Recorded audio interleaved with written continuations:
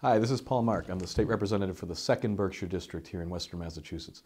2nd Berkshire District is 16 communities in Berkshire and Franklin County. It begins in Pittsfield in the west, part of the city of Pittsfield, and stretches up through the hills to the Vermont border, through the city of Greenfield, all the way to Northfield on the New Hampshire border. So it's one of the largest geographical districts in the entire state, and it's also one of the districts that will be most affected by the proposed Kinder Morgan pipeline.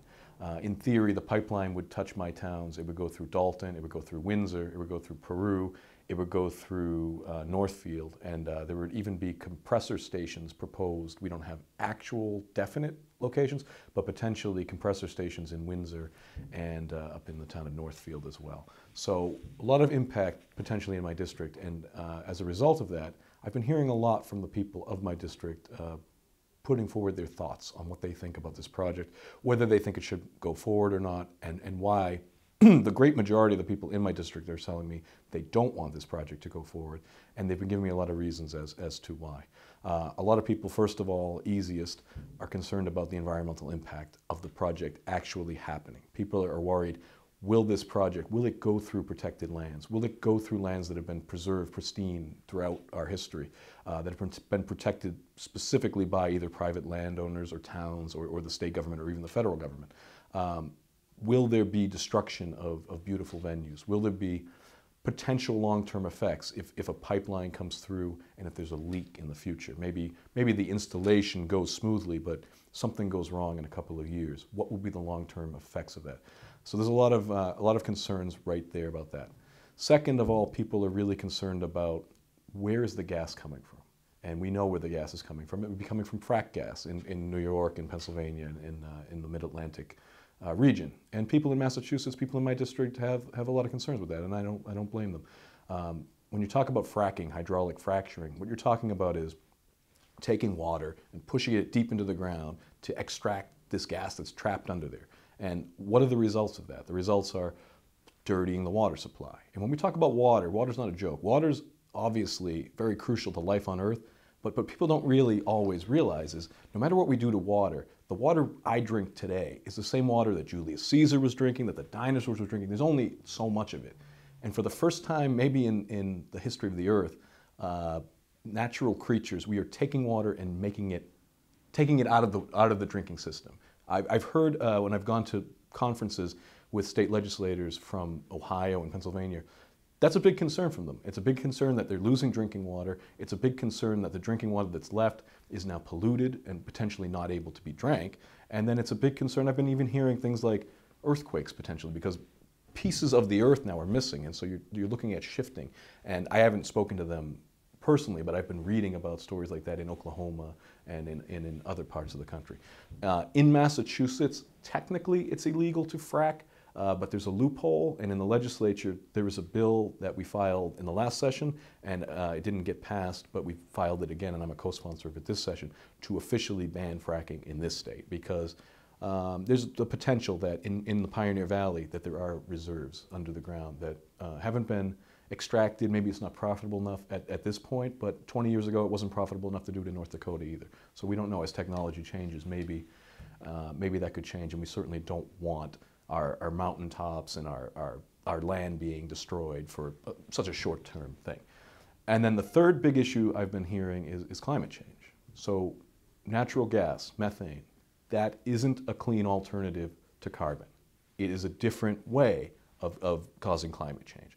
So when you talk about long-term effects for a short-term solution, it's troubling. It's very troubling. When I think about potentially having a fuel that could be coming here, it's certainly not going to come to most of the towns I represent. They're not going to be putting, regardless of a pipeline, natural gas service is not coming to Peru, it's not coming to Windsor, it's not coming to a lot of my towns, probably 12 of the 16. But let's say, even for the sake of argument, that somehow there was a way that was going to happen. Is it worth a short-term supply? Because even the proponents of the pipeline are only saying 30, 40 years maybe. Is it worth the potential damage to the atmosphere, to the world's climate? We've already been seeing what's been going on, the damage that's happening all over the country, all over the world. Why exacerbate that for something that doesn't make sense? There's so many other alternatives that we should be seeking, clean energy alternatives, better alternatives to this. it seems like a lot of investment for something that's not going to have a big payoff. And then that brings us to the fourth reason I've been hearing a lot of opposition. The potential of customers' bills having fees, having tariffs put on to pay for a pipeline. And especially in my district, it would be to pay for a pipeline that they're not actually getting a direct benefit from. And I live in the town of Peru, and like I said, natural gas service is not coming there anytime soon. So I have a real problem with subsidizing something like that, especially where it's for a for-profit corporation and looking for short to medium-term profits, not considering the overall good of the region into the future. So that's a quick wrap-up of what I've been hearing. So when we talk about opposing the pipeline, what happens a lot is people ask, so what are the alternatives? And so one of the alternatives that we're trying to work on right now here in Massachusetts is the possibility of PACE, Property Assessed Clean Energy. I filed a bill in the state legislature this session, and the language isn't finalized yet. We're working on it, but we're basing it on what happened in the states of Connecticut. There's also been some activity in New York, and I want to say California as well. What this is it's an alternative way to finance clean energy projects. Now, there had been a bill in the state legislature here in Massachusetts before that would have created a system of green bonds, is what they were calling them. The state would have bonding capacity to borrow money, and it would then lend that money out to people or to enterprises to invest in clean energy. Good idea. There were some problems with the bill. There was some focus on natural gas, some things that weren't acceptable to a lot of people in the environmental community that I talked to.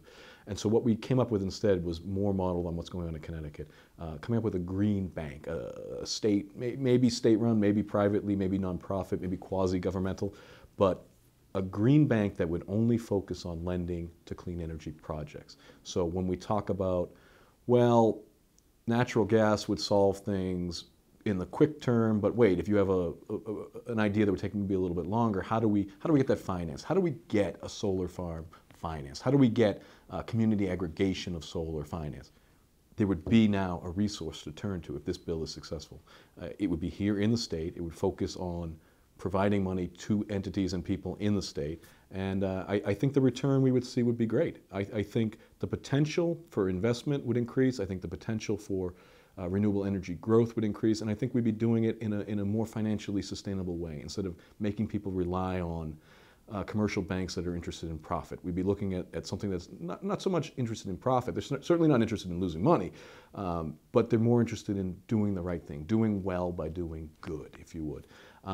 Another similar bill that's been filed in the legislature, and I'm also a co-sponsor of this, was filed by Senator Downing, who represents a lot of most of all of Berkshire County and some of Franklin and Hampshire, an act to divest from fossil fuels. So what it would do is it would make a statement that Massachusetts, when we invest taxpayer money, which we do because we have to get return on investment for people on pension, health care, et cetera, we're not going to invest, though, in something that the people of this state don't believe in. We're not going to invest in something short-term, something that's dirty, something that's poisoning the air. We're going to take money out of those bad investments, and we're going to move it to other investments. The former treasurer, Steve Grossman, he had a great program. It was very successful. He took money that was being invested maybe internationally in companies that didn't reflect the values of Massachusetts, and it brought it back to small businesses. And small businesses then small local banks would lend the money to small businesses, and there would be requirements. They would have to hire people. They would have to support the local economy. Great idea. Let's do it. Let's do it with these funds as well. Let's take our money out of Enron, which doesn't exist anymore.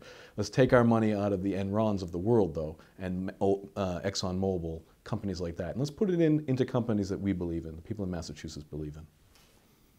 So people in the district, they ask me, what can we do about this? How can we get our voices heard?